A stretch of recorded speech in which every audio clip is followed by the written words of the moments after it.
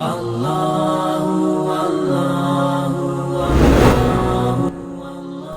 4 भाइयों की अकलौती बहन थी।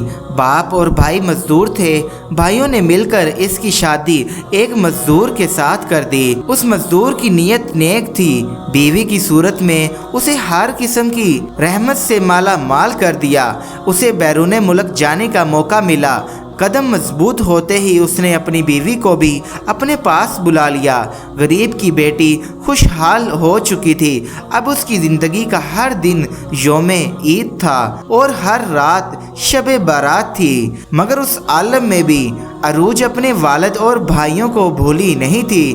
परदेस में 2 बरस गुजर चुके थे। एक दिन अरूज को अपने वालिद और अपने भाइयों की याद ने बहुत तड़पा दिया। शोहर ने ख्वाहिश का एहतराम करते हुए वतन वापस लौटने का इंतज़ाम किया। अरूज ने अपनी वापसी की किसी को इतलाह नहीं दी थी। वो अपने घर पहुंचकर अचानक सबको सरप्राइज़ देना चाहती थी।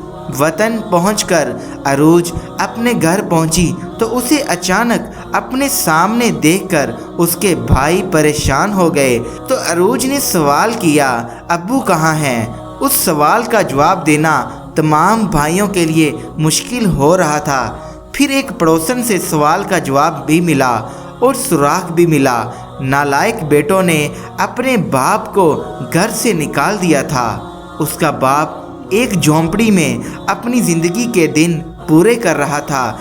अरूज पड़ोसन के बताए हुए पते पर अपने बाप के पास पहुंची। उसका बाप मजबूत एसाब का मालिक था, मगर अपनी बेटी की एक बात सुनकर वो रो पड़ा। बेटी बोली, चलें अब्बू, अब आप मेरे साथ रहेंगे। रोते रोते उसने अपनी बेटी का हाथ थाम लिया और बोला, मैंने अपनी सारी ज़िंदगी का मुकाबला करते गुजार दी। ज़िंदगी में बस 2 बार रोया हूँ। एक बार जब तुम पैदा हुई थी तो मैं शर्मिंदगी के एहसास से रोया था, और दूसरी बार आज जब तुमने मुझे सहारा देने की बात की है। बाप की बात सुनकर बेटी भी फूट फूट कर रोने लगी।